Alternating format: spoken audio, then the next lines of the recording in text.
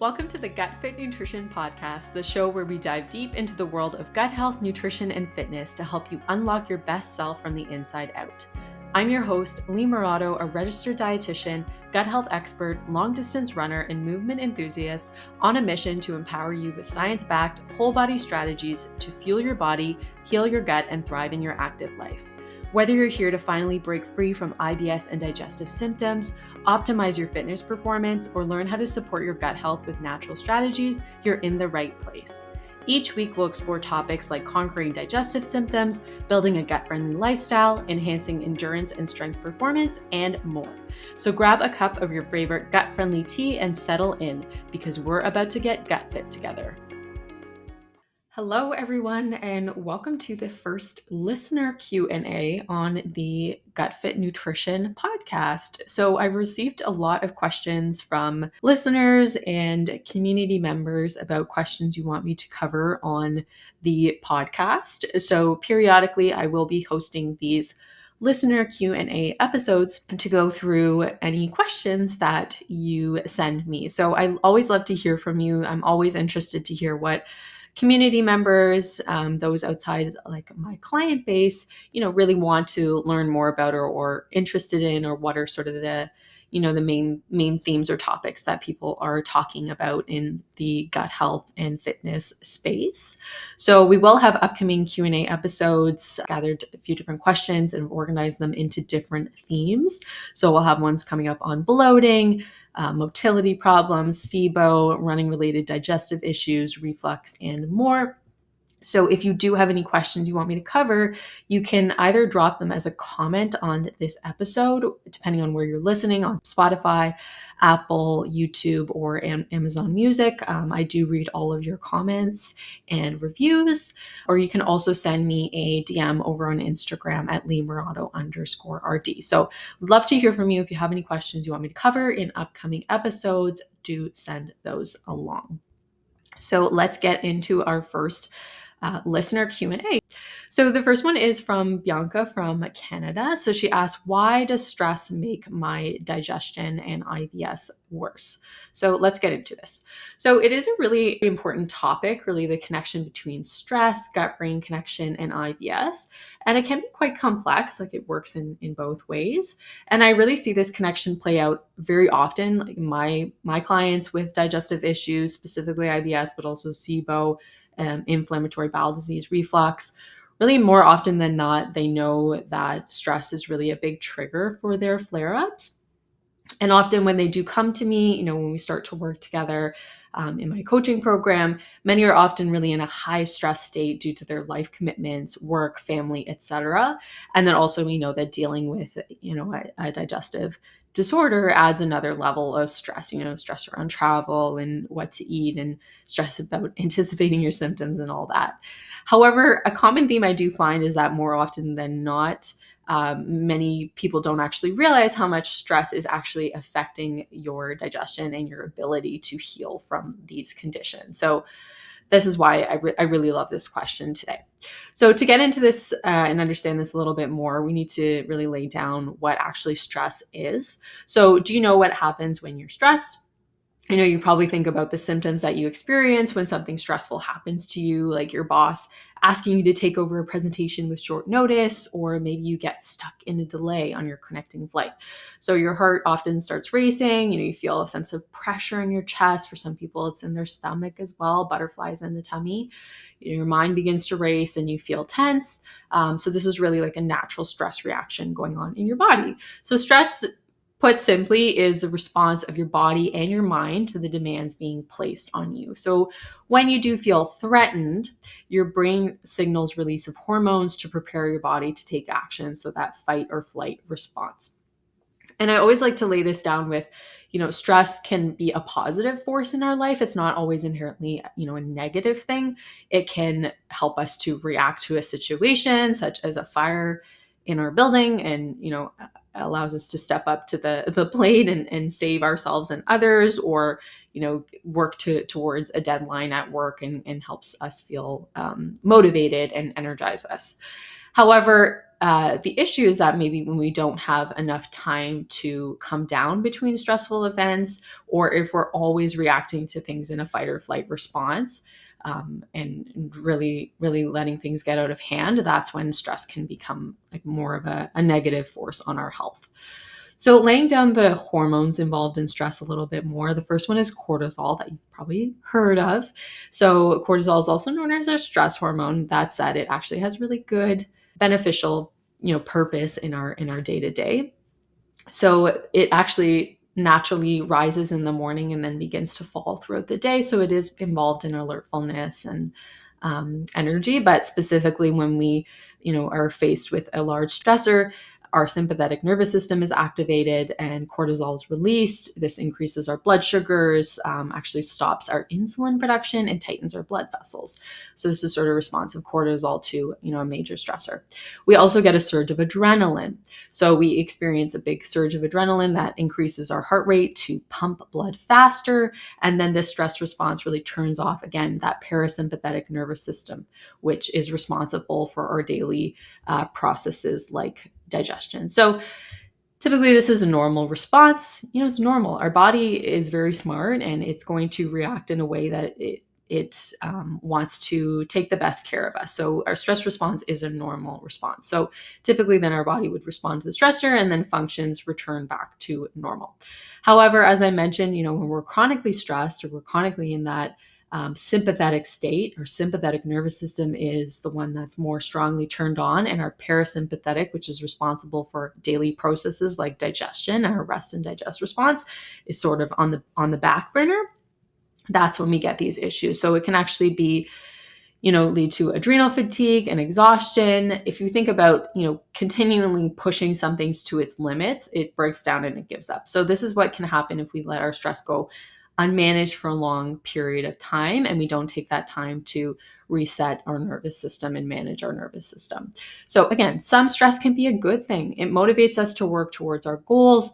Think about Olympic athletes. They use that stress or that pressure, well, at least the ones that, perform at their best, they use that to their advantage to help motivate them and really drive them to a high level of performance. So stress can be a good thing, and it is good to remember that. However, too much stress, then if maybe goes unmanaged, it can impair our mental health, and it can, yes, have an impact on our gut health because of the way that it may slow down our everyday processes or sort of shut down that parasympathetic nervous system. So digging into it a little bit more, really, what is the gut-brain axis or the gut-brain connection? So our gut, also known as our gastrointestinal tract, is the pathway from our mouth, through our esophagus, stomach, small intestine, large intestine, and out the other end. And our gut is actually referred to as our second brain. So our gut is closely connected and constantly communicating with our brain through nerve endings, neurochemicals, and our gut bacteria too. So they're actually sending like messages back and forth from the gut to the brain to the gut.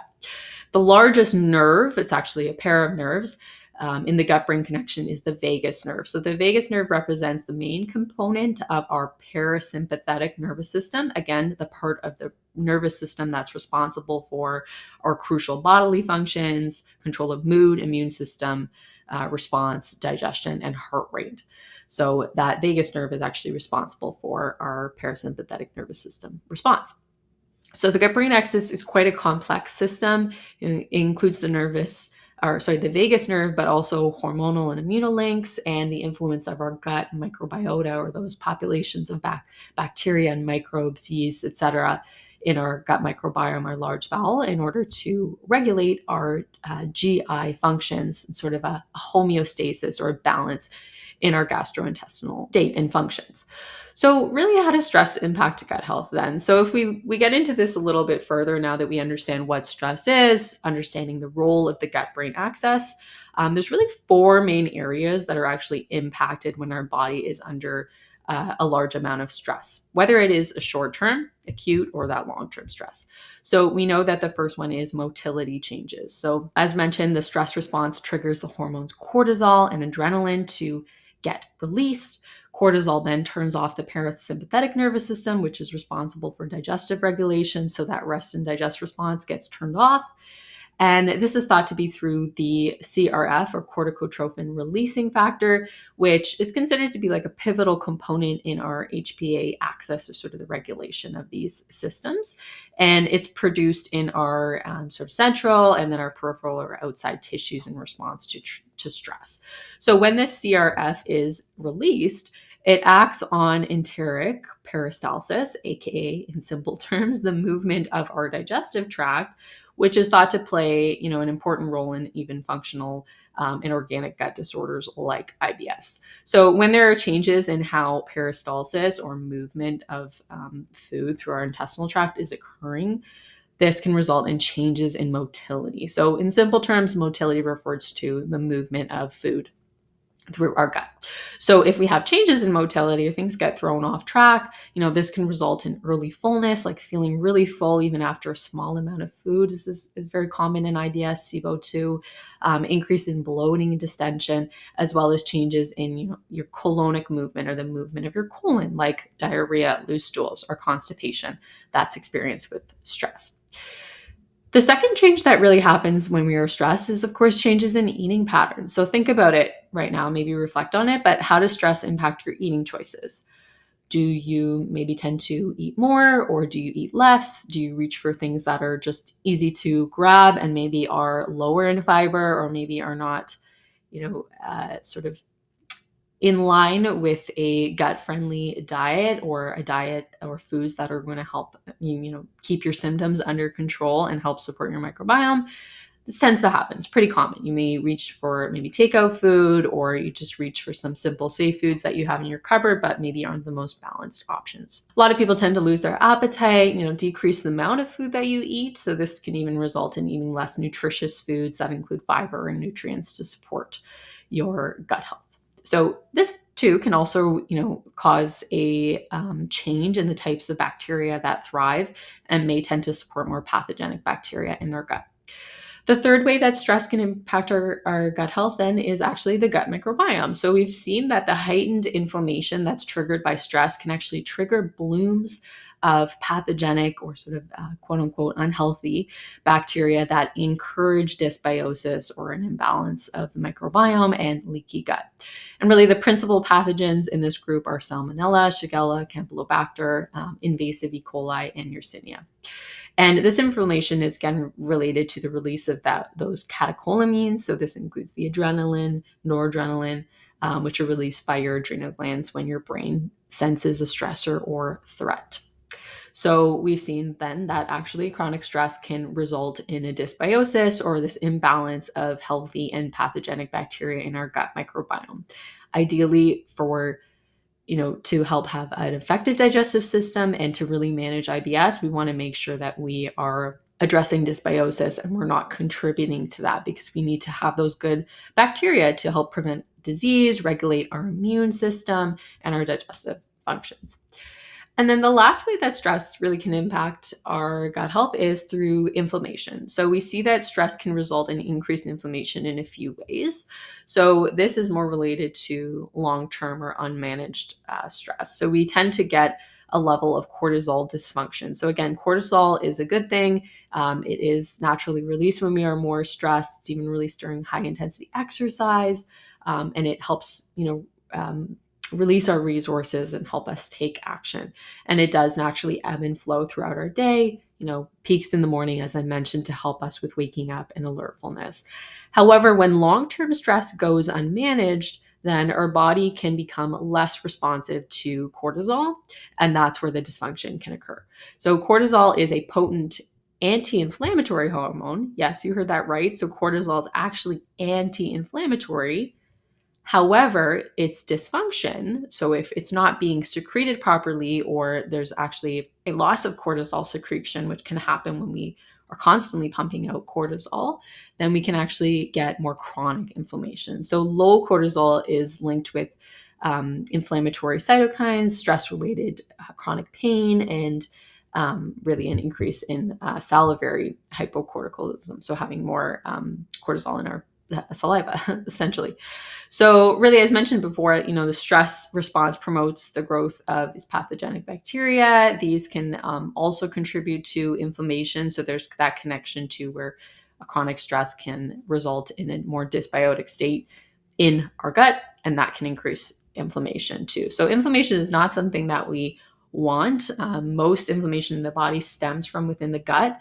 And with IBS too, we know that there's a level of low-grade inflammation on the gut that doesn't come up in routine testing, but does actually contribute to symptoms like abdominal pain and changes in motility. So this is another reason why chronic stress can make it very difficult to actually manage or heal from your IBS symptoms. So all that to say, not doom and gloom. There's ways that we can manage our stress. And again, stress is a good thing. So it's not about reducing your stress. I actually find it a bit of a pet peeve when I hear the term reduce your stress, because that can be very difficult. And sometimes just the aspect of trying to reduce our stress can make us more stressed, because there's things that are going to come up in our life. You may have a family, you have young children, or you're taking care of an elderly parent, or you have a job that's very demanding, but you do really enjoy it. So it can be really hard to just simply reduce your stress. So that's why I like to say more manage your stress, or even improve your resilience to stress. So I like to break this down into the long-term management of stress and building resilience. And then there's also acute or short-term ways of managing stress and calming your nervous system in the moment. So those long-term strategies, these would include strategies that build up your resilience, your tolerance to stress, and help you lower your stress levels just naturally on a daily basis. So this includes eating enough nutrients that actually help us manage stress and lower blood pressure. Yes, nutrition helps you to be more resilient to stressful events. You heard that right. So this includes nutrients like potassium, magnesium, good quality, slow digesting complex carbs, omega-3 fats, our EPA and DHA, and vitamin D. Sleep hygiene is a crucial one. When we sleep, our nervous system repairs and it replenishes. So getting enough good quality sleep helps us to be more resilient to the stress that happens during the daytime. Staying active, so regular physical activity, a combination of low to moderate to even some high intensity exercise, is super great for helping your body be more resilient to stress. Creating boundaries, so this can be maybe working with a therapist, or working through personal boundaries and saying no to events or responsibilities that don't serve you or sort of push you over the edge in terms of your mental capacity. Hydration is key. And then even just daily mindfulness practices, journaling, meditation, walking without distractions, and breathing exercises. So what are the short-term strategies? So in the moment when maybe stress is higher than usual, again, maybe you've ran to catch a delayed flight and you're feeling like the butterflies in your stomach after that, or it's been just a really intense day at work, that may result in changes in your digestive system. So what are some things that you can help to regulate your nervous system and also support that vagus nerve to get into the rest and digest response? So this includes things like meditation. We've seen in many studies that meditation is great for people with IBS. Breathing exercises, diaphragmatic breathing, square breathing are great. Journaling, so gratitude journaling, simply writing down things that you're grateful for every day helps improve mood, supports the gut-brain connection. I love EFT tapping, or emotional freedom technique. I will link to the Tapping Solution app. I have a promo code for community. I'll put that in the show notes. And gentle movement, so things like walking or yoga or cycling can help as well. So really, our gut-brain connection is a super important consideration if you're really looking to support your gut health. So we can't avoid stress entirely, like I mentioned, but really managing those acute stressors before it turns into chronic stress, and helping your body to, recover from stressful events and be more resilient is extremely important. So I hope that answered your question. I will link some relevant articles below, yeah, I think that was really helpful, and it's a really good one to talk about in the context of IBS.